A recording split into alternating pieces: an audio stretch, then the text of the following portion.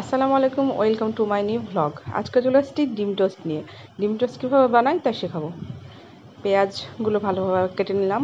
এই যেখানে পাউরুটিটা দেখানো হচ্ছে, স্লাইস পাউরুটিগুলো নিয়েছি। তারপর পেঁয়াজের মধ্যে নুন দেওয়া হলো, লঙ্কা গুঁড়ো দেওয়া হলো, দেন লঙ্কা গুঁড়োর পর ডিমগুলোকে আমি ফাটিয়ে নিলাম। ফাটানোর পর এগুলোকে সুন্দর করে আমি এখানে 3টে ডিম নিয়েছি। 3টে ডিমের টোস্ট বানানো হবে। দেন চিনি দিলাম অল্প করে।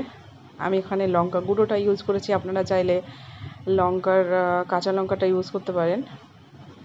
তারপর ফাটিয়ে নেওয়ার পর স্লাইস পাউরুটিগুলোকে এক এক করে বের করে নিলাম।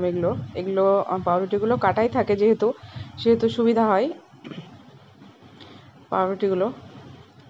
দেন প্রথমে তেল দিয়ে তারপর একটু করে ডিম, তারপর পাউরুটিটা বসিয়ে তার উপরে আবার একটু ডিম দিলাম। আমি এখানে অল্প অল্প করে দিয়েছি, আপনারা চাইলে বেশি করে দিতে পারেন। এই যে দেখুন ফাইনাল লুক পাউরুটির। আর খেতে খুব ভালো হয়েছিল, যদি এটা বরের জন্য বানানো হয়েছিল। Thank you watching my video. Tata.